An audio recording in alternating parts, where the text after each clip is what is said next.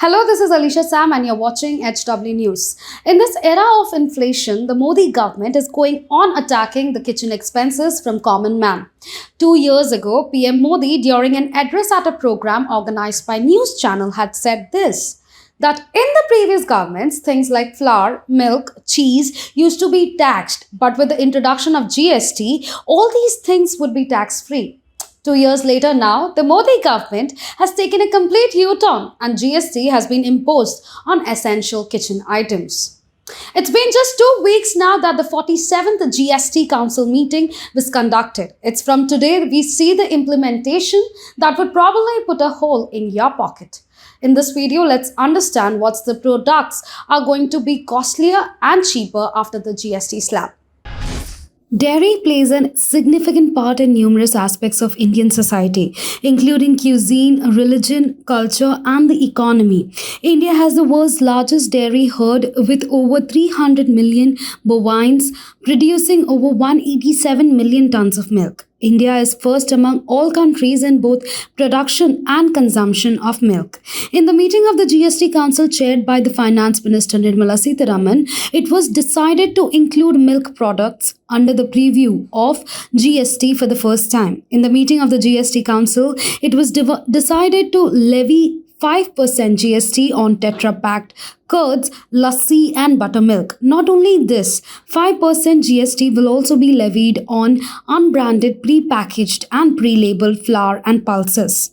The government has increased the GST on blades, papers, scissors, pencils, sharpeners, spoons, forks, skimmers and cake services, etc. Now GST will be charged on it at the rate of 18%. Not only this, the GST on LED lights and LED lamps has also been increased from 12 to 18%.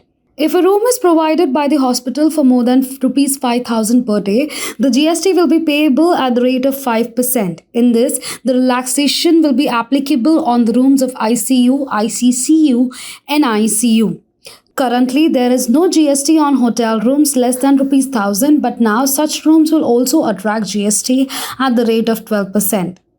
The services of storage of dry fruits, spices, copra, jaggery, cotton, jute, tobacco, tendu leaves, tea, coffee, etc. in the warehouse, which were till now exempt from tax, have now been brought under the tax net, and such services are now taxed at the rate of 12%. GST will be charged from. Apart from this, the service of fumigation of warehouse for storage of agricultural produce was exempted from tax. Now such services will attract GST at the rate of 18%. Now let's understand what's going to be cheaper. Tax on transport of NEC 0.78% goods and passengers by ropeway would decline to 5% from 18%. Renting trucks, goods carriage where the fuel cost is included will be cheaper as the tax is reduced to 12% instead of 18%. GST rates on medical items like ototomy and orthopedic appliances, splints and other fracture appliances, artificial parts of the body, other appliances which are worn or carried or implanted in the body will be cheaper. GST collection increased to Rs 1.45 lakh crore in June. This is the increase of 56% from a year ago, whereas in the month of May it was Rs 1.41 lakh crore. Let's see how the country reacted to the GST hike. Congress MP Rahul Gandhi too reacted to the GST hike by putting a post on Twitter, "High tax and no jobs, BJP's masterclass on how to destroy what was once one of the world's fastest growing economy," he said along with an image of GST. Reacting to the hike in GST on a host of goods and services, BJP MP Varun Gandhi tweeted in Hindi, "From today, GST is applicable on packaged products like milk, curd, butter, rice, pulses, bread.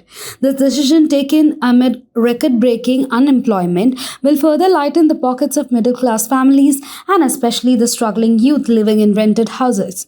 When it was time to give relief, we are hurting." CPIM Central Committee member Thomas Isaac also opposed the GST hike and tweeted, "The imposition of 5% GST on items of common consumption like grains and curds that was so far exempted is regressive. Tax on packaged grains below 75 kg will result in increase of prices of grains sold in retail, withdraw tax on necessities and increase tax on luxuries." The Indian Medical Association had earlier sought a rollback of the GST for healthcare services in the letter addressed to Union Finance Minister Nirmala Sitharaman. The IMA said if it not possible, the input tax credit is a must to curtail the rise in healthcare costs. The application of GST is pushing healthcare towards a business model away from the service-centric one. Now, with this report, we kind of have a view of how the GST slab isn't being imposed or implicated on essential goods. That's all for the report. For more such updates, keep watching our channel HW News. Whatever your views are, do let us know in the comment section below. Take care of yourselves. Thank you.